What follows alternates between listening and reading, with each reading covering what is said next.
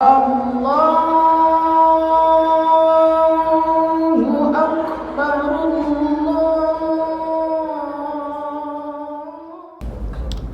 Bismillahirrahmanirrahim. Assalamualaikum warahmatullahi wabarakatuh. Alhamdulillahi wa kafa, wassalatu wassalamu ala rasulillahil mustafa wa ala alihi wa ashabihi ahli sidqi wal wafa. Asyhadu an la ilaha illallah wa asyhadu anna Muhammadar Rasulullah. Allahumma shalli wa sallim ala sayyidina Muhammadir risalah wa ala alihi wa sahbihi wa mawalah wa la hawla wa la quwata illa billah. Amma ba'd. Subhanaka la ilma lana illa ma 'allamtana innaka antal alimul hakim. Shadaqallahul azim. Hadirin kaum muslimin, Bapak Ibu, jamaah salat subuh yang dimuliakan oleh Allah Subhanahu wa taala. Kembali kita bersyukur kepada Allah Subhanahu wa taala atas nikmat yang Allah berikan kepada kita, terutama nikmat iman, nikmat Islam, nikmat sehat wal afiat, nikmat panjang umur, dan yang tak kalah pentingnya adalah nikmat hari ini, pagi hari ini bisa hadir di masjid yang mulia ini dalam rangka kita memenuhi panggilan Allah Subhanahu wa taala melaksanakan sholat subuh berjamaah. Kemudian kita juga bisa melanjutkan ta'lim, kajian ilmunya Allah Subhanahu wa taala, baik yang ada di dalam Al-Qur'an maupun di dalam hadisnya Rasulullah sallallahu alaihi wasallam. Salawat serta salam senantiasa kita aturkan keharibaan junjungan kita baginda Nabi besar Muhammad sallallahu alaihi wasallam, pun juga kepada keluarganya, para sahabatnya, dan insyaallah kepada kita selaku umat yang insyaallah istiqomah untuk menghidupkan sunnah-sunnahnya, istiqomah mensuri tauladani baginda Rasulullah sallallahu alaihi wasallam, karena hanya itu yang bisa menyelamatkan kita. Hadirin kaum muslimin, ketika kita masuk surga, berbicara kita bisa masuk surga karena amal. Kayaknya kalau kita introspeksi diri kita, kayaknya berat kita masuk surga karena amalan kita. Berat banget gitu. Ya, kalau dihitung-hitung 24 jam dari amal baik dengan amal buruk kita, sepertinya banyakkan amal buruknya. Tapi masih mending kita masih punya amal kebaikan. Kalau itu yang kita persembahkan untuk menjadikan kita masuk surganya Allah Subhanahu wa taala, nampaknya memang berat. Lalu yang bisa mengantarkan kita masuk surga adalah beberapa hal yang bisa dari wabil khusus, terutama dari syafaat baginda Rasulullah sallallahu alaihi wasallam. Nah, dengan syafaat beliau inilah insyaallah kita bisa bersama-sama dengan baginda Rasulullah sallallahu alaihi wasallam masuk berada di dalam surganya Allah Subhanahu wa taala. Siapa mereka? Yaitu orang-orang yang selalu menghidupkan sunnahnya beliau. Man ahya sunnati faqad hahabbani wa man ahabbani kana ma'i fil jannah. Kata Nabi, barang siapa yang menghidupkan sunnahku, maka dia termasuk orang yang mencintai aku, kata Rasul. Dan orang yang mencintai aku itu adalah orang yang kelak berada di dalam surga bersama dengan aku. Maka baru sekalian, kalau kita cinta kepada Nabi, kepada Rasul, contohnya adalah buktikan dengan menghidupkan sunnah. Salah satu di antara sunnah Nabi yang besar adalah Rasulullah kalau sholat wajib 5 waktunya nggak di rumah. Yang laki-laki, sholat wajibnya itu di masjid. Itu sunnah besar beliau ya. Tapi kalau sholat sunnahnya, beliau memilih menghidupkan dan memakmurkan rumahnya masing-masing. Makanya Bapak Ibu sekalian bisa memilih, kalau ada sholat sunnah lebih baik di rumah ya. Sholat tahajud, sholat duha, sholat hajat, sholat taubat gitu ya. Sholat yang bisa kita ambil posisi di rumah. Karena kata Nabi, zayyinu buyutakum bi qiraatil Qur'an as-shalah ya. Hiasi rumah-rumahmu itu dengan lantunan Al-Quran dan memperbanyak sholat. Sholat di situ yang dimaksud Nabi adalah sholat sunnah. Maka Rasulullah itu kalau sholat sunnah pasti di rumah. Bahkan sholat qobliyahnya beliau di rumah. Sholat ba'diyahnya beliau itu juga di rumah. Nah, secara kebetulan rumah beliau nggak jauh dari masjid, jadi cuma dibatasi dinding, gitu ya, cuma dinding. Nah, itu boleh kita jadikan pilihan. Tapi kalau sekiranya kita sholat qobliyahnya, rumah kita agak jauh nih dari masjid. Kalau kita ambil qobliyah di rumah, sampai masjid malah ketinggalan takbiratul ihram bersama dengan imam, ya lebih baik sholat qobliyahnya ambil di masjid. Kan itu yang pilihan. Tapi kalau kebetulan rumah kita memang mepet masjid, cuma selangkah dibatasi dengan jalan, qobliyah bisa ambil di masjid, ya. Qobliyah bisa diambil. Ba'diyahnya kita boleh pilih, boleh di masjid, bisa di rumah. Ya, kalau bisa pilih di rumah lebih baik di rumah. Tapi Ustadz, kadang-kadang saya kalau sudah sampai rumah, saya tanya lebih banyak dibanding. Jadi sampai rumah pengen ba'diyah gitu Pak, waduh kayaknya berat itu. Sudah ketemu yang lain-lainnya akhirnya nggak bisa. Kalau itu pilihannya, jadi lebih baik ba'diyahnya juga di masjid, kan gitu Pak, kan gitu. Nah, ini yang bisa kita jadikan landasan Bapak-Ibu sekalian, supaya kita termasuk di antara umat yang mendapatkan syafaatul ummah baginda Rasulullah SAW. Nah, berbicara mengenai surga Bapak-Ibu sekalian, ada beberapa hal yang bisa mengantarkan kita masuk surganya Allah Subhanahu wa taala. Selain syafaat baginda Rasul, kemudian pertolongan dari Allah Subhanahu wa taala, juga rahmat dari Allah Subhanahu wa taala, juga syafaat Al-Qur'an. Nah, yang kita bahas hari ini adalah syafaat teman, gitu ya. Jadi teman itu juga bisa memberikan syafaat untuk mengantarkan kita masuk surga, masuk surganya Allah Subhanahu wa taala. Maka hati-hati kita memilih teman. Ya, ajarkan kepada putra dan putri kita untuk hati-hati memilih teman. Karena teman itu bisa menjadikan kita masuk surga, bisa menjadikan kita masuk nerakanya Allah Subhanahu wa taala. Hadirin kaum muslimin, ketahuilah bahwa manusia itu adalah makhluk sosial memang, ya. Makhluk sosial. Memang makhluk yang diciptakan oleh Allah Subhanahu wa taala untuk selalu bersosialisasi, nggak bisa hidup sendirian, Pak. Makanya kan di dalam Al-Qur'an itu manusia itu pakai kalimatnya macam-macam. Ada salah satu di antaranya ada yang menggunakan anas, ya. Ya ayuhannas, wahai manusia. Nah, kalau anas itu panggilan secara umum. Secara umum. Tapi Allah kadang memakai juga menggunakan al-insan. Ya, al-insan. Nah, al-insan itu adalah manusia, makhluk Allah yang memang cenderung untuk bersosialisasi, Pak. Jadi memang manusia sengaja diciptakan oleh Allah itu adalah makhluk yang memang harus bersosialisasi, harus berteman dengan yang lainnya. Nggak bisa hidup sendirian, ya. Cenderung untuk berkelompok, bersuku-suku, kemudian berbangsa-bangsa. Makanya di dalam Al-Qur'an surat Al-Hujurat ayat 13 Allah sampaikan, ya ayyuhannas inna khalaqnakum min dzakari wa untha wa ja'alnakum syu'uban wa qabaila lita'arafu. Ya, inna akramakum 'indallahi atqakum innallaha 'alimun khabir. Wahai segenap manusia, sesungguhnya kami, kata Allah Subhanahu wa taala, menciptakan kamu sekalian itu min dzakari wa untha, dari jenis laki-laki dan jenis perempuan. Cuma dua, Pak, pilihannya.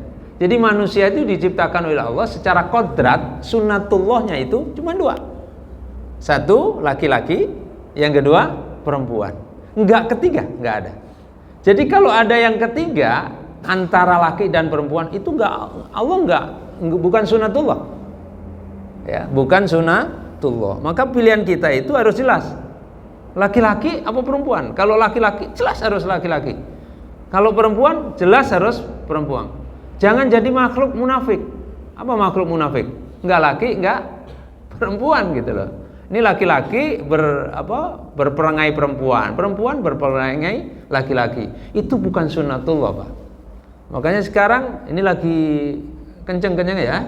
Ada mau pertemuan perkumpulan kaum yang nggak jelas itu ya, LGBT itu umat Islam Pak. Kalau tahu ini ayat ini itu harusnya ditentang ini, tentang Pak itu, karena itu adalah merupakan penyakit manusia ya, yang namanya penyakit itu akan membawa virus kemana-mana. Di Al-Quran sudah ada sejarah, ada cerita yang dijelaskan oleh Allah Subhanahu Wa Taala betapa orang-orang yang mengambil posisi seperti itu dihancurkan oleh Allah Subhanahu Wa Taala, diazab oleh Allah Subhanahu Wa Taala. Ya. Dan azab itu akan menimpa semua orang yang ada di sekitarnya. Ya. Kalau ada di antara orang-orang yang tahu posisi yang benar itu kemudian membiarkannya. Makanya baru sekalian, kalau ada kemaksiatan jangan dibiarkan, terutama kemaksiatan yang akan menurunkan azab Allah Subhanahu Wa Taala. Kata Nabi, man ra'a minkum munkaran falyughayyir biyadi. Ya.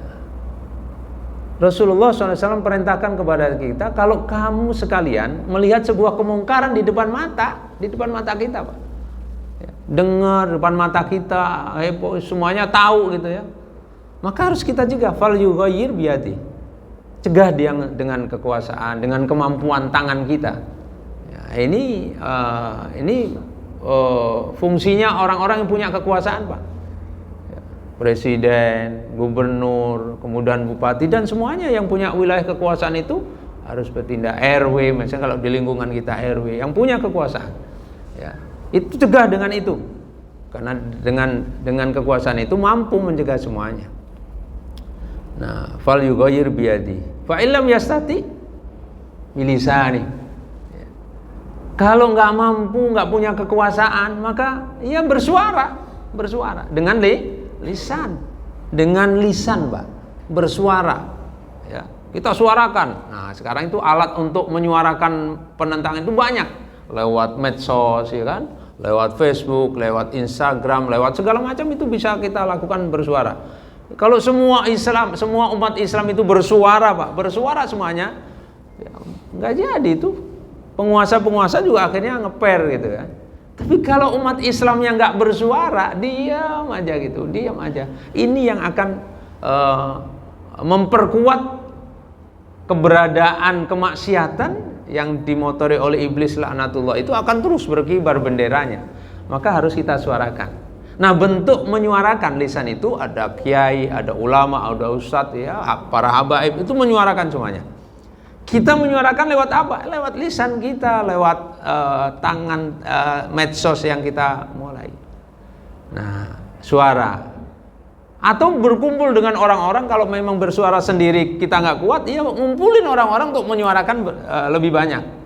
Nah, makanya baru sekalian, lewat landasan ini, teman-teman kita yang mau menyuarakan suara banyak dengan ngumpul, banyak orang ngumpul, demo itu ya itu boleh itu menyuarakan Pak, bukan haram itu, menyuarakan dengan cara seperti itu. Dan di Indonesia diperbolehkan, ada undang-undangnya untuk menyuarakan pendapat. Fa illam yastati fa bi qalbihi. Kalau dengan suara aja nggak berani, nggak mampu, dengan medsos nggak berani, takut, udah Pak. Fa illam yastati fa bi qalbihi, cukup dengan hati. Hati ini yang berbicara, hati ini yang menentang. Sebenarnya saya sih nggak suka ini, saya seperti itu nggak suka, tapi nggak berani ngomong gitu, nggak berani bersuara, nggak berani. Maka dengan hati kita benci, kita menentang, kemudian mendoakan gitu, mendoakan.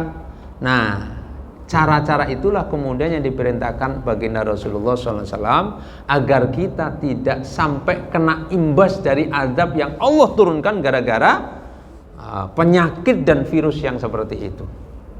Dan itu kalau Allah turunkan azab, kena semua ya, kena semua Pak. Itu makanya kalau memang nggak bisa dengan kekuasaan, dengan lisan, nggak bisa dengan lisan, dengan hati. Fabi qalbihi wa huwa ad'aful iman, kata Rasulullah. Dan kalau kita hanya mengambil posisi dengan hati, cukup doain, itu pun juga termasuk selemah-lemahnya iman, tapi masih ada iman meskipun lemah.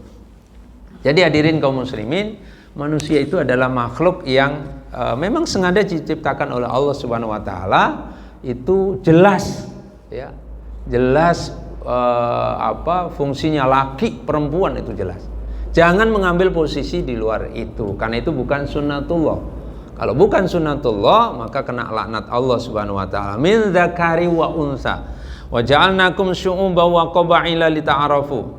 Dan telah kami jadikan yang kami ciptakan laki dan perempuan itu kemudian bersuku-suku, berbangsa-bangsa gitu, berkelompok ya. Berkelompok, bersuku-suku, berbangsa-bangsa, lita'arafu, agar supaya di antara kamu sekalian itu saling mengenal ya, saling mengenal, mengenal karakter bangsa yang satu dengan bangsa yang lain, mengenal karakter kelompok yang satu dengan kelompok yang lain, sehingga menjadi saudara ya, menjadi persaudaraan yang kuat. Inna akramakum indallahi atqakum. Ingatlah bahwa sesungguhnya yang paling mulia di sisi Allah itu bukan warna kulit, bukan bangsa ini, bangsa itu, tapi semuanya karena takwanya kepada Allah Subhanahu wa ta'ala. Innallaha alimun khabir. Dan sesungguhnya Allah Subhanahu wa ta'ala maha tahu dan maha khabir. Hadirin kaum muslimin, lewat teori itulah kemudian yang menjadikan kita sebagai manusia yang tidak bisa lepas dari yang namanya pertemanan. Nggak bisa lepas Pak kita ya. Kita nggak butuh teman gitu, nggak bisa, kita butuh teman. Nah, hadirin kaum muslimin, di dalam Islam diterangkan di dalam beberapa kitab-kitab itu ternyata teman itu ada macam-macam Pak. Saya kumpulkan, saya catat ini ada 7 macam teman Pak. Ada 7 macam teman. Nanti kita bisa menilai, oh ini teman yang keberapa ini, gitu. Supaya kita selamat dengan teman kita, harus selamat juga, gitulah. Nah, yang pertama, teman yang pertama itu disebut ta'arufan. Ya, ta'arufan, teman akibat dari perkenalan yang tidak sengaja, Pak. Ya, contoh misalnya lagi Bapak misalnya nunggu bus di halte. Sambil nunggu lama-lama akhirnya ta'aruf, kenalan. Satu sama, mau kemana Pak? Ini Pak, gitu ya. Kan itu sering ya, sering ta'arufan di kereta gitu. Ta'aruf di kereta gitu. Jadi teman kenal secara kebetulan seperti halte, di kereta, mungkin kenal di mall atau kenal di tempat-tempat mana, tempat olahraga, tempat berenang gitu ya. Nah, itu teman ta'arufan ya. Teman sesaat, Pak. Ya, itu sering kita juga kita sebut teman itu, kita sebut teman. Suatu saat ditanya, itu teman saya, teman di mana? Waktu saya kalau di kereta itu suka bareng ngobrol gitu ya. Nah, itu teman ta'arufan, Pak. Yang pertama. Yang kedua ada tarikhian, ya. Jadi teman karena sejarah. Ya. Saya kan Bapak sekalian punya sejarah nih teman. Saya punya teman nih di mana? Di kampung. Ya, teman sekampung gitu Pak. Itu teman sejarah tuh. Saya teman di mana? Oh dulu saya kuliahnya bareng. Ya. Teman sealumni. Jadi teman karena sejarah gitu ya. Teman sekampung, teman se-SMA, teman sekampus gitu ya. Teman seorganisasi. Jadi kadang-kadang ada teman-teman semacam itu yang kita harus bisa tahu, oh itu teman juga ya, teman sejarah ya, teman yang kita kenal akibat karena sejarah. Kemudian yang ketiga ada ahamiyah, yaitu teman karena kepentingan ya. Jadi Bapak sekalian punya teman rekanan bisnis misalnya gitu. Nah, itu menjadi sebuah teman. Kapan itu menjadi teman? Saat sama-sama bisnis dan bisnisnya itu berjalan dengan lancar. Tapi suatu ketika kemudian bisnisnya terpisah, masing-masing punya bisnis lain, itu sudah tidak dianggap teman lagi itu biasanya. Bahkan kadang-kadang ada orang yang terpisah karena bisnisnya itu menjadi apa? Kebalikannya. Bukan teman lagi tapi apa? Musuh. Karena apa? Menganggap pesaing berat dia. Jadi awalnya bisnis bareng. Nah, setelah mungkin masing-masing sudah punya ilmu tentang bisnis, tentang usaha, dia misah, Pak. Misahnya. Padahal misahnya baik-baik. Tapi karena misah dengan program yang sama, produk yang sama gitu ya, mungkin PT-nya yang berbeda, tempat yang berbeda, itu bisa menjadi musuh. Ya, bisa menjadi musuh karena dianggap pesaing, ya, karena dianggap pesaing. Nah, itulah yang disebut teman karena karena kepentingan, teman bisnis, teman politik. Kita ketemu nih masa-masa main politik menjelang pemilu gitu ya. Kita masuk politik, anggota dewan apa itu, berteman tuh Pak, berteman. Nah, tapi teman itu sifatnya sementara bisa ya, karena suatu kepentingannya tidak ada ya sudah, nggak dianggap jadi teman gitu. Makanya yang di politik itu kadang-kadang teman karena kepentingan. Hampir semua kalau kita bermain di Indonesia di politik itu rata-rata kalau jadi teman dekat, teman karena kepentingan. Ya karena ya memang karena kepentingan gitu ya. Kemudian yang keempat, farihan, yaitu teman karena hobi. Ya, teman di mana? Teman mancing. Ada hobi mancing ya Pak ya? Ada hobi mancing. Jadi teman karena hobi. Teman voli, teman main bola, teman main golf gitu ya, teman berenang. Teman karena hobi. Jadi ketemuannya pada saat-saat tertentu, pada saat dia memang hobinya ketemu dengan hobi-hobinya masing-masing. Nah, itu juga disebut teman gitu. Kemudian yang kelima adalah amalan, yaitu teman karena profesi, kerjaan, sesama guru, sesama dokter, sesama pengacara gitu ya, sesama pekerja gitu. Itu teman seprofesi. Kita anggap teman kerja, teman kantor, teman ini sebenarnya. Nah, yang keenam adalah aduan, ya, aduan. Teman yang terlihat baik tapi sebenarnya menggunting dalam lipatan. Aslinya musuh dia. Aduan itu musuh, Pak. Tapi berteman dia, berteman. Ada orang, Bapak dan sekalian kita bisa lihat, ada kita kenal banget, pokoknya ketemu ya, kayak familiar. Tapi sebenarnya di dalamnya itu ada permusuhan. Ya, ada permusuhan. Nah, hati-hati kalau ada 6 macam profesi teman ini, ya, bentuk teman ini kita harus bisa memilah. Jadi kita sudah tahu ada 6 teman, Pak, Bapak dan sekalian. Itu yang kita harus berhati-hati ya. Yang terakhir yang ketujuh adalah hubbal lil iman, yaitu teman yang suka mengingatkan dan mengajak kita untuk ke jalan Allah Subhanahu wa taala. Nah, itu yang terpenting. Di antara 7 macam ini Bapak sekalian, maka yang 6 ini adalah urusannya di dunia. Ya, urusan pertemanan sampai dunia saja. Ya. Yang ketujuh ini dunia dan akhirat. Mengantar kita menjadi sahabat, menjadi teman di dunia, juga bisa menjadi teman di akhirat Bapak sekalian. Ya. Nah, oleh karena itu di antara 7 ini kita harus ambil ini mana yang bisa menjadikan mengantar kita punya teman tapi menjadi syafaat, ya, menjadi penolong kita masuk surga Bapak dan sekalian. Nanti ada satu cerita Bapak dan sekalian di surga itu, satu kisah begini. Kalau teman kita karena iman itu surga. Ketika si fulan itu masuk surga. Sampai di surga itu kemudian dia tengok kiri tengok kanan, kok nggak ada teman yang biasa dia ngajak dia taklim, ngajak dia ayo besok pagi yuk kita sholat subuh sekalian taklim, ngingetin terus gitu Pak. Baik mau lewat mesot, lewat WA, lewat itu ngingetin dia. Suatu ketika pas di dalam surga dia nggak menemukannya Pak. Karena nggak menemukan teman yang biasa berteman karena iman tadi, maka kemudian dia sampaikan kepada Allah Subhanahu wa taala, "Ya Rabb, saya kok nggak menemukan teman saya ya? Siapa namanya? Si fulan." Ya. Dialah yang biasa mengingatkan saya kalau taklim, kalau subuh, kalau ini, kalau itu, mengingatkan saya itu. Nah, sekarang kok nggak ada di dalam surga? Oh, kalau begitu barangkali masih transit. Transit dulu. Masih transit, Pak. Nah, ya sudah kalau begitu saya izinkan kamu untuk cari, karena di sana itu cuma ada 2 tempat. Kalau nggak ada di surga juga berarti di mana Pak? Di neraka gitu. Akhirnya coba kamu cari, barangkali ada di neraka. Nah, dia cari, diizinkan oleh Allah Subhanahu wa taala cari temannya itu di neraka. Sampai di neraka, dikorek di neraka itu ternyata dia menemukan teman yang dia anggap dialah yang selama ini bisa menyelamatkan dia, mengingatkan dia. Akhirnya apa? Diambil dengan izin Allah, diambil, dia dibawa ke surga.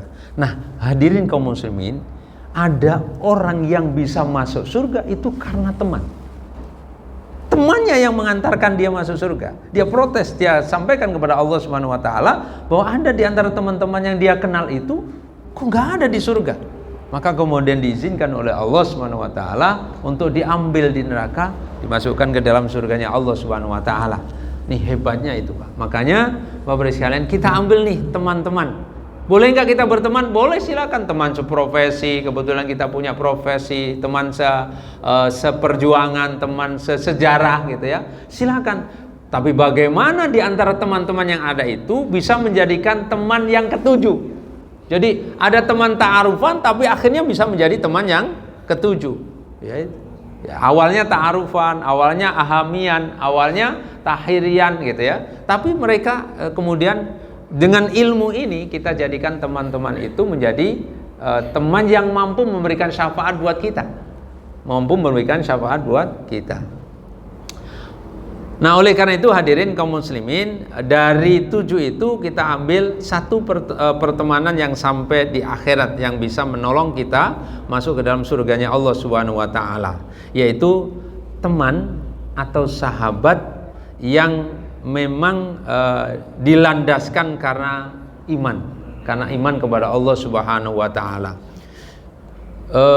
Di dalam surat Al-Hujurat, masih ada lanjut Al-Hujurat tadi ayat 10, Allah sampaikan innamal mu'minuna ikhwah.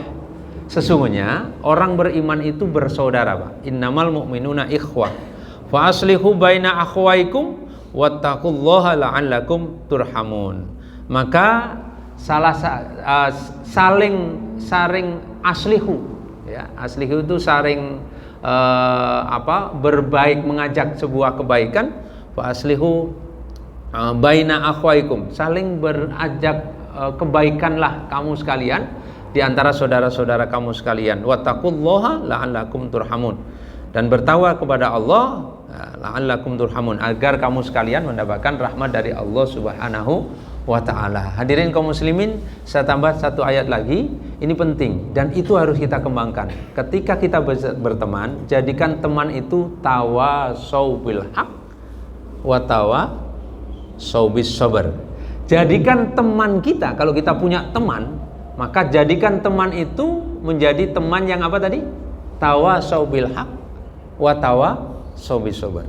Kita bertindak sebagai tawasau bil haq kepada teman kita. Upayakan kita cari teman pun punya tindakan yang sama, yaitu sama-sama tawasau bil haq wa tawasau bis sabr. Dua itu, Pak. Jadi kalau kita punya teman, bagaimana teman kita itu bisa tawasau bil haq sama kita? Dan kalau bisa kita memulai yang tawasau bil haq. Selalu nasihatin ya, nasihatin kebaikan, ngajak kebaikan, tawasau bil haq wa tawasau bis sabr. Ya. Dan selalu mengajak-ngajak sesuatu yang ada hubungannya dengan kesabaran kepada Allah Subhanahu wa taala, dengan penuh kesabaran. Kalau itu yang kita jalankan setiap kita berteman dan bersahabat, maka insya Allah teman itu akan menjadi teman yang mengantarkan kita masuk surganya Allah Subhanahu wa ta'ala. Bahkan kalau bisa kita pun menjadi teman yang mampu mengantarkan teman-teman kita, sahabat-sahabat kita yang bisa masuk surganya Allah Subhanahu wa ta'ala. Hadirin kaum muslimin, Allah Subhanahu wa ta'ala kemudian berseru. Tadi saya ceritakan yang di awal tadi, kata Rasulullah SAW, apabila penghuni surga tidak menemui teman yang di dunianya mengantar dia untuk ke jalan iman, maka kemudian mereka sampaikan kepada Allah Subhanahu wa taala. Lalu Allah mengizinkan mereka untuk mencari teman-temannya, sahabat-sahabatnya yang di hatinya itu ada iman. Ya, yang di hatinya ada iman. Jadi meskipun dia sudah di neraka, selama dia ada iman dan kemudian mendapatkan syafaat dari teman-temannya itu, maka dia termasuk di antara orang yang mendapatkan syafaat dari teman-temannya. Nah, oleh karena itu Nabi pernah menyampaikan, almar'u ma'a man ahab. Seseorang itu, Pak, akan bersama dengan orang yang dicintainya. Jadi nanti, baru saya ini pengaruh nih. Ini hebatnya teman, Pak. Seseorang itu tergantung temannya yang dicintainya. Jadi masuk surganya tergantung yang kita cintai. Ya. Almar'u ma'a man ahab. Ya. Akhir hayat kita itu tergantung apa yang kita cintai. Hati-hati Bapak-Ibu sekalian, husnul khotimah itu harapan kita semua, Pak. Betul ya? Kita semua ini berharap akhir hayatnya husnul khotimah. Berdoa akhir hayat kita husnul khotimah. Tapi doa kita harus dibarengi dengan ikhtiar, Pak. Jadi doa harus dibarengi dengan ikhtiar. Ikhtiar kita apa? Ikhtiar kita salah satunya adalah yang mampu mengantarkan kita menjadi akhir hayatnya husnul khotimah adalah hobi, kesenangan. Hobi atau kesenangan. Almar'u ma'aman ahab. Orang di akhirnya, orang ditutup akhir hayatnya itu tergantung kesenangan, tergantung yang dicintainya, tergantung hobinya. Makanya tidak sedikit barusan kita sering saksikan ada orang yang hobinya main bola, meninggalnya di lapangan ya. Meninggalnya di lapangan lagi main bola gitu ya. Ada orang yang hobinya itu, hobi itu sesuatu dicintai. Ada orang yang hobinya main golf, meninggalnya di tempat golf. Ya. Ada orang yang, kalau memang hobinya sesuatu yang memang ada kebaikan, masih beruntung, Pak. Kalau meninggalnya di tempat-tempat tapi tempat yang baik. Kalau ada orang yang hobinya di klub malam, ya kan? Kemudian di tempat-tempat yang maksiat seperti itu, kemudian akhir hayatnya seperti itu, masya Allah. Na'udzubillahi min dzalik. Maka kalau ada orang yang hobinya taklim, hobinya sholat, hobinya selalu ke masjid, hatinya terpaut dengan masjid, hadirin kaum muslimin, maka insya Allah, ya, tidak sedikit kita saksikan ada orang-orang yang meninggal lagi sujud, ya kan? Meninggal lagi taklim, meninggal lagi khutbah. Ya, kemarin sahabat saya, Bapak sekalian, umurnya masih muda gitu ya. Dia lagi ngisi khutbah, khutbah yang kedua jatuh. Khutbah yang kedua jatuh. Kemudian pingsan, dibawa ke rumah sakit, belum sampai ke rumah sakit sudah meninggal. Masya Allah, alhamdulillah husnul khotimah itu. Ya, karena meninggalnya di saat beliau sedang memimpin khutbah. Khutbah kedua Pak jatuh. Ya, nggak ada sakit, nggak ada apa, nggak ada sakit, nggak apa. Nah, itu yang kita rindukan baru sekalian. Kita rindu banget ya diambil nyawa kita itu dalam keadaan di tempat yang baik, dalam keadaan kita beramal kebaikan, gitu. Ya, lagi taklim, ya, lagi sujud, lagi sholat, lagi zikir, lagi beramal kebaikan. Kemudian dicabut oleh Allah Subhanahu wa taala. Itu harapan kita. Nah, supaya hal-hal itu bisa terjadi, ya harus kita ikhtiarkan tadi. Selain doa, harus ikhtiar. Ikhtiarnya apa? Ya harus kita lakukan, Pak. Gimana kita banyak mencintai kebaikan-kebaikan. Makanya Bapak sekalian, seumur-umur kita ini ya, rata-rata kalau kita lihat ini kan umurnya di atas 50 ya, Pak ya. Sudah di atas 50 dan tanda-tanda kematian sudah ada. Ya, semua sudah punya tanda karena Allah Subhanahu wa taala kalau menetapkan segala sesuatu selalu ada tanda. Allah akan turunkan hujan, ada tandanya, Pak. Nah, ada gluduk, ada awan, ada ini segala macam, ada tanda. Mau hujan. Begitu pula ketika Allah akan turunkan ketetapan kematian terhadap seseorang itu selalu diberikan tanda-tandanya supaya kita memang mempersiapkan diri. Tapi barangkali kalau ada di antara kita sudah dikasih tanda-tanda kok nggak mau mempersiapkan diri, itu kerugian yang besar, ya, salah diri sendiri. Apa tanda-tanda kematian kita? Sudah banyak, Pak, tanda kematian kita. Dilihat dari atas, paling atas saja, kalau sudah rambut berwarna dua, itu tanda. Jadi Bapak Ibu sekalian, kalau kita sudah beruban, itu sudah tanda, itu tanda kita memang gak lama lagi gitu. Karena rata-rata umur umat Nabi kita Muhammad Rasulullah SAW baina sitin wa sab'in. Jadi umur umat Rasulullah kita ini, Pak, umat Nabi kita Muhammad itu kata Nabi umur umatku itu baina sittin was sab'in. Di antara berapa, Pak? 60 sampai 70. Itu rata-rata itu, Pak. Jadi kalau 50 sudah mendekati. Ya. 50 itu sudah mendekati. Makanya kalau orang Jawa kan mengatakan nih hitung-hitungannya. Dari hitungan 10, 20, 30, 40. Terus kenapa yang 50 kok disebut seket kan ya? Kan aneh, Pak. Loh, itu ada filosofinya loh, Pak. Ada filsafatnya itu. Kenapa kok enggak 50? Kok seket, Pak? Artinya kalau umur 50 itu suruh siap. Seket itu maksudnya adalah pakai pecian terus, seketuan, Pak. Ketuan terus gitu. Seket itu harus sudah mulai berpecian. Maksudnya ya sering-sering ke masjid itu. Umur 50, Pak. Nah, setelah 50, 60 disebut apa, Pak? Suida. Loh, kenapa kok bukan 60? Kenapa kok dinamakan suida? Karena enggak suwe tidak. Ya kan? Enggak lama lagi itu, Pak, ditanam umur 60. Makanya benar persis apa yang dikatakan Nabi, bahwa umur umat itu baina sittin wa sab'in. Di antara 60 sampai 70, di antara itu, Pak. Makanya kalau sudah 50 itu udah persiapan betul harusnya. Makanya di umur 60 banyak tanda. Tanda pertama dari uban sudah ada. Tanda kedua turun ke mata, sudah mulai alis bengkok-bengkok kan? Iya, Pak, ngelihat alis sudah mulai bengkok-bengkok kan? Itu udah mulai rabun gitu ya. Itu tanda loh, Pak. Allah kasih tanda itu supaya kita ingat. Udah mulai deket aja, udah mulai deket. Makanya rajin-rajin kita ke masjid. Subuhnya di masjid, duhurnya di masjid, isya di masjid gitu. Ada taklim, kita ikut taklim ya. Kata Nabi, di dunia itu ada raudhah. Di dunia ini ada raudhah. Di raudhah itu bukan hanya di Madinah. Di dunia itu ada raudhah. Apa? Ada taman surga. Nah, di antara raudhah fid dunya adalah ta'lim. Tempat-tempat yang ketika berkumpul ini talim, ini raudhah, Pak. Ini adalah taman surga. Taman surga. Makanya ada sekelompok malaikat yang diciptakan oleh Allah, Pak. Itu yang sengaja diturunkan ke bumi, diturunkan ke dunia, Pak. Untuk apa? Untuk menghadiri raudhah tadi.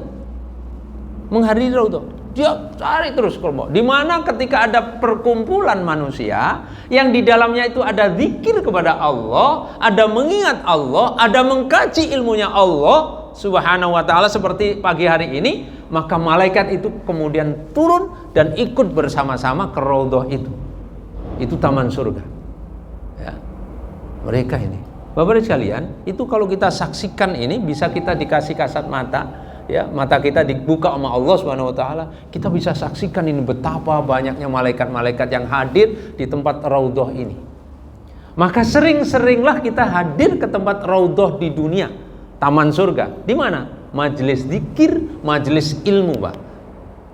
Di lingkungan kita bikin raudhah yang ada, termasuk ini. Ya, subuh kita bikin taklim, bikin perkumpulan zikir. Kenapa? Kita sedang menciptakan raudhah di lingkungan kita. Dan kita hadir di tempat itu, di taman surga. Maka orang yang berada di raudhah itu doanya ijabah. Makanya, Pak, lagi duduk di taklim gini. Masya Allah. Doa, keinginan itu dijabah sama Allah Subhanahu wa taala, diaminkan oleh malaikat. Diaminkan oleh malaikat. Maka kesempatan panjang, ya, sepanjang waktu kita berada di majelis ilmu, majelis taklim, itu adalah waktu yang sangat berharga. Makanya berlama-lamalah di majelis taklim. Artinya berlama-lama itu jangan dikit-dikit lihat jam. Ini kadang-kadang di tempat raudhah kayaknya nggak betah gitu ya. Apa nih? Jam berapa ini? Udah jam berapa ini? Ustadznya lama banget gitu kan ya. Nah, padahal Bapak sekalian kalau tahu ini rahasianya di tempat majelis ilmu, kalau bisa pengen berlama-lama kita, gitu, pengen berlama-lama, karena ini tempat yang paling nyaman, paling indah, paling diijabah doanya oleh Allah Subhanahu Wa Taala di muka bumi ini, dan tempat yang paling disukai oleh malaikat, ya, malaikat itu paling suka tempat-tempat yang memang indah. Nah, indahnya tempat taklim itu karena ini disebut raudhah, ya, taman surganya Allah Subhanahu wa taala itu ada di majelis ilmu, majelis taklim.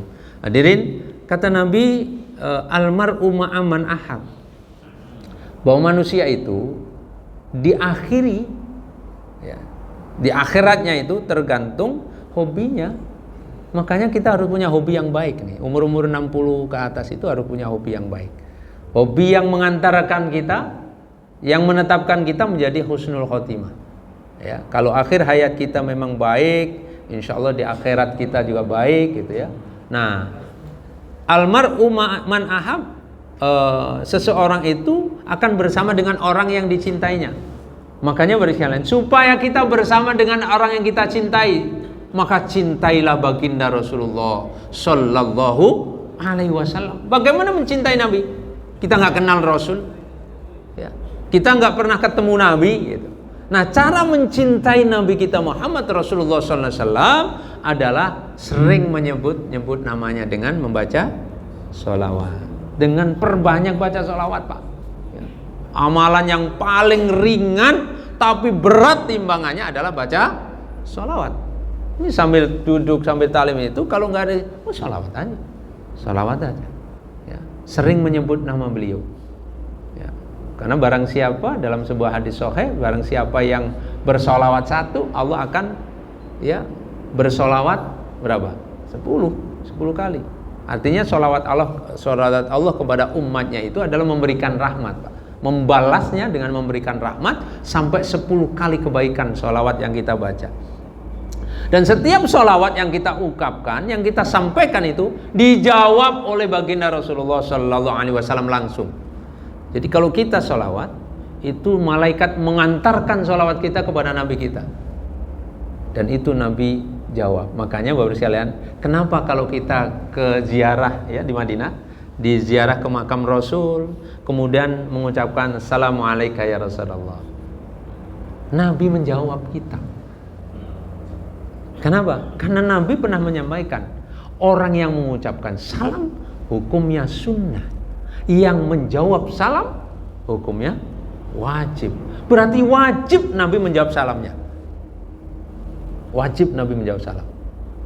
Artinya kalau kita mengucapkan salam kepada baginda Rasul, Rasul menjawab salam kita. Makanya kalau kita belum ada kesempatan mengucapkan salam langsung di hadapan makam baginda Rasulullah SAW, ucapkan salam dari jarak jauh dengan bersolawat kepadanya. Ya ayyuhalladzina amanu sallu alaihi wasallimu taslima. Hai orang-orang yang beriman, bersolawatlah kamu sekalian, ya, kepada Nabi kita Muhammad Rasulullah SAW, karena salammu akan menjadikan kamu termasuk di antara umat yang dicintai Rasul. Bagaimana kita dicintai Nabi? Salah satu di antara adalah memperbanyak baca sholawat. Yang kedua, supaya kita dicintai oleh Rasul, ya, almar'u man ahab, kita cinta kepada Rasul. Dengan apa tadi? Menghidupkan sunnah. Sunnahnya dihidupkan. Ta'lim, ini sunnah. Baca Quran sunnah. Jangan cuma malam Jumat aja yang disebut sunnah. Ini kadang-kadang kan bapak-bapak cuman yang disebut malam Jumat sunnah kan itu. Sunnah, Masya Allah. Sunnah terbesarnya Nabi adalah baca Quran. Rasulullah tidak pernah henti setiap hari baca Quran. Dan Nabi hafal Quran. Jadi kalau pengen sunnah yang paling besar itu menghafal Quran, Pak. Maka orang yang menghafal Quran itu adalah menghidupkan sunnah Nabi yang paling utama. Paling utama, ya. Selain itu banyak sunnah-sunnah Rasul, termasuk cara berpakaian, cara berperilaku, bersiwak, ya, itu juga sunnah Rasulullah SAW. Tapi ada sunnah-sunnah yang besar yang bisa kita mulai, yaitu sholat 5 waktunya dengan berjamaah, ya, di masjid. Kalau ibu-ibu yang wanita lebih baik di rumah, gitu kan. Kalau yang laki-laki lebih baik di masjid, itu sunnah. Ya. Kemudian taklim, Rasulullah itu setiap habis sholat itu selalu kemudian menyampaikan taklim, ya. Apalagi di zaman Rasul dirindukan betul. Setiap habis sholat itu nggak ada sahabat itu yang beranjak dari tempat duduknya, Pak. Di zaman Nabi, Pak, setiap habis sholat nggak ada sahabat satupun ketika Nabi belum keluar dari masjid, nggak ada yang berani keluar. Kenapa? Karena semua menanti jangan-jangan ada taklim yang disampaikan oleh Nabi. Nah, taklim yang disampaikan oleh Nabi dua. Pertama wahyu, Al-Quran turun baru. Yang kedua adalah hadis Rasulullah SAW. Karena yang keluar dari mulut Rasulullah itu cuma dua. Illa wahyu yuha. Wahyu, Pak. Nah, wahyu bisa berbentuk Al-Quran karena pada saat itu masih berjalan Al-Quran, masih turun Al-Quran. Yang kedua, kalau bukan Quran, ya hadis. Pelajaran yang dari baginda Rasul masuk dalam kategori hadis. Dan itu yang dinanti oleh sahabat. Maka sahabat itu di zaman Nabi nggak ada kalau habis sholat itu kemudian langsung lamcing, habis salam pelencing, gitu ya. Lamcing ya Pak ya. Habis salam pelencing, habis salam langsung kabur. Ada Pak, itu. Kalau di Jawa disebut ini orang nggak adab. Masih nggak ada Pak. Wah, udah termasuk nggak ada. Di zaman Rasulullah nggak ada yang berani. Sahabat, kenapa? Rugi kalau dia keluar dari masjid sebelum Rasul keluar dari masjid. Rugi. Dia nggak dapat ilmu. Nah, sahabat-sahabat itu rata-rata ya sudah tunggu Pak sampai Rasulullah. Nah, Rasulullah kadang-kadang zikir dulu sampai doa, sahabat zikir sampai doa selesai. Kadang-kadang sahabat menanti doanya Nabi. Karena suatu saat Rasulullah mendoakan sahabat menghadap. Jadi Nabi mendoakan. Rindu Pak didoakan. Meskipun sahabat termasuk manusia yang dekat dengan Allah, tapi dia masih butuh doanya dari orang yang lebih dekat dengan Allah Subhanahu wa taala. Maka sahabat sering menanti doanya dari Nabi. Sahabat tinggal ngaminin. Jadi makanya Bapak sekalian, boleh hukumnya mengaminkan doanya orang yang mendoakan kita. Jadi kalau ada imam kemudian berdoa, sebenarnya imam itu doanya buat diri sendiri. Cuman karena di belakang banyak orang, maka kemudian ditambah nah, kan gitu ya. Ditambah nah.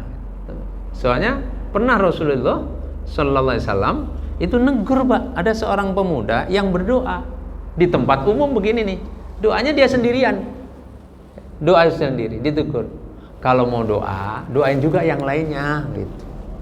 Doain juga yang lainnya. Maka kemudian ditambahinlah itu, ya Allah ya Tuhan kami, Rabbana, kan gitu ya.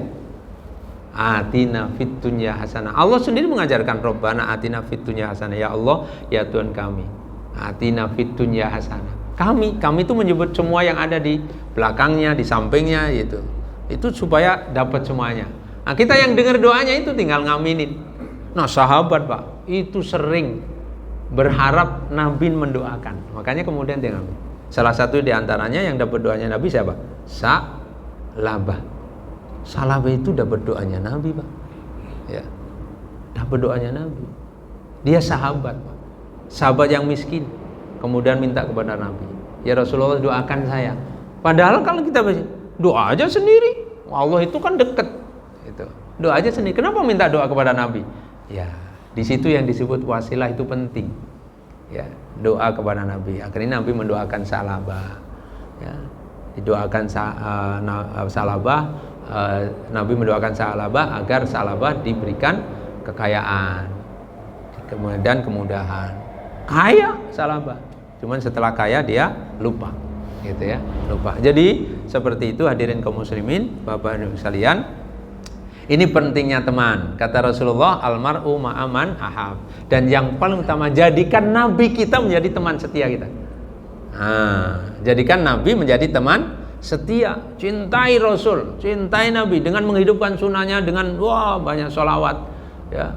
Banyak sholawat. Kalau sekarang itu banyak maulid ya, maulid itu tidak menunggu harus di bulan maulid. Maulid itu kapan saja, karena cinta kepada Nabi itu nggak perlu ada batas. Kapan saja kita itu mengingat Rasul dengan membaca sejarahnya, dengan membaca semua tindak tanduknya. Kita belajar itu tentang kitab ya, kitab yang menceritakan khusus tentang kebiasaan Nabi, dari cara berpakaian, cara bersiwak, cara ini ada Pak, ada Itu baca itu sehingga kita bisa niru. Oh, Nabi itu pakaiannya begini, kita niru gitu. Kita niru. Kan sunnah itu meniru, mensuri tauladani Nabi dari mulai cara berpakaian, dari mulai cara makan, cara minum, cara tidur, cara berumah tangga, cara semuanya. Itu menghidupkan sunnahnya. Baik, hadirin kaum muslimin, Bapak dan sekalian, inilah tentang teman yang bisa mengantarkan kita masuk surganya Allah Subhanahu wa taala, yang bisa kita jadikan pilihan teman yang mana yang bisa mengantarkan kita masuk surganya Allah Subhanahu wa taala. Sampai di sini barangkali Bapak sekalian, sebelum saya tutup nanti ada yang mau bertanya, monggo silakan.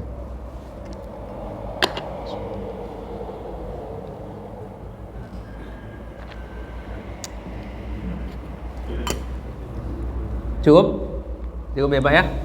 Baik, Bapak sekalian, mari kita sama-sama tutup ta'lim kita dengan memohon kepada Allah Subhanahu wa taala agar kiranya ilmu yang sama-sama kita pelajari, baik yang ada di dalam Al-Qur'an maupun hadisnya Rasulullah sallallahu alaihi wasallam, itu akan menjadi ilmu yang manfaat buat kita, manfaat buat keluarga kita, manfaat buat orang-orang yang ada di sekitar kita.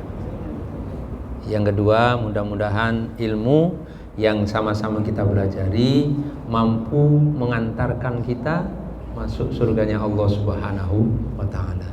Astaghfirullahaladzim, astaghfirullahaladzim, wa'fu anna ya karim, innallaha ghafurur rahim, a'udzubillahi minasyaitonir rajim, bismillahirrahmanirrahim. Allahumma shalli wa sallim wa barik ala sayyidina Muhammadin wa ala ali sayyidina Muhammad walhamdulillahirabbil alamin. Allahumma rabbana ighfir lana wa liwalidina warhamhuma kama rabbayana shighara wa li jami'il muslimina wal muslimat wal mu'minina wal mu'minat al ahya'i minhum wal amwat. Allahumma rabbana atina fid dunya hasanah wa fil akhirati hasanah wa qina adzabannar. Allahumma rzuqna rizqan halalan thayyiban wasi'an mubarakan wa ilman nafi'an birahmatika ya arhamar rahimin. Rabbana ighfir lana wa li ikhwanina alladhina sabaquna bil iman wa la taj'al fi qulubina ghillan lil ladzina amanu Rabbana innaka raufur rahim. Allahumma inna nas'aluka imanan daiman wa nas'aluka qalban khashi'an wa nas'aluka amalan shalihan wa nas'aluka yaqinan shadiqan wa nas'aluka dinan qayyiman wa nas'aluka afa wal afiyah wa nas'aluka tamamal afiyah wa nas'aluka syukra 'alal afiyah wa nas'aluka al-ghina 'anil nas. Rabbana taqabbal minna innaka antas samiul alim wa tub 'alaina innaka antat tawwabur rahim. Rabbana atina fid dunya hasanah wa fil akhirati hasanah wa qina adzabannar. Walhamdulillahirabbil alamin.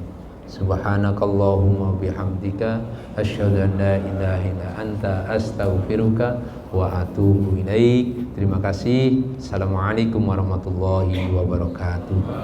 Allah